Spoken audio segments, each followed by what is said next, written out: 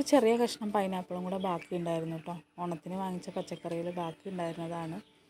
അപ്പോൾ അത് വെച്ചൊരു പച്ചടി ഉണ്ടാക്കാമെന്ന് വിചാരിച്ചു. തിരുവോണത്തിൻ്റെ അന്ന് ഉണ്ടാക്കിയതാണ്, പക്ഷേ വീഡിയോ എടുക്കാനൊന്നും ടൈം കിട്ടിയിട്ടുണ്ടായിരുന്നില്ല. ഇത് ചെറുതാക്കി കട്ട് ചെയ്ത് വെച്ച പൈനാപ്പിൾക്ക് മഞ്ഞൾപ്പൊടി, മുളക് പൊടി, ഉപ്പ്, ഒരു പച്ചമുളകും കൂടെ ചേർത്തിട്ട് നന്നായി വേവിക്കാൻ വയ്ക്കുക. ഒരു 10-15 മിനിറ്റ് ആകുമ്പോഴേക്ക് വെന്ത് കിട്ടും കേട്ടോ. പിന്നെ അതിലേക്ക് വെച്ച് തേങ്ങ, കടുക്, ജീരകം, മഞ്ഞൾപ്പൊടി ഇട്ട് നന്നായിട്ട് അരയ്ക്കുക. അരച്ച് വെച്ച കൂട്ട് നമ്മുടെ പൈനാപ്പിളിലേക്ക് ആഡ് ചെയ്ത് കൊടുക്കുക. പൈനാപ്പിൾ അപ്പോഴേക്കും നന്നായിട്ട് വെന്തിട്ടുണ്ടാകും 10-15 മിനിറ്റ് ആകുമ്പോഴേക്കും കേട്ടോ. ശേഷം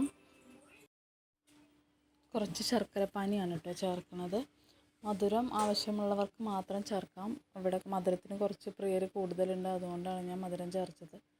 ശേഷം കുറച്ച് അധികം പുളിയില്ലാത്ത തൈരാണ് കേട്ടോ എടുക്കാൻ.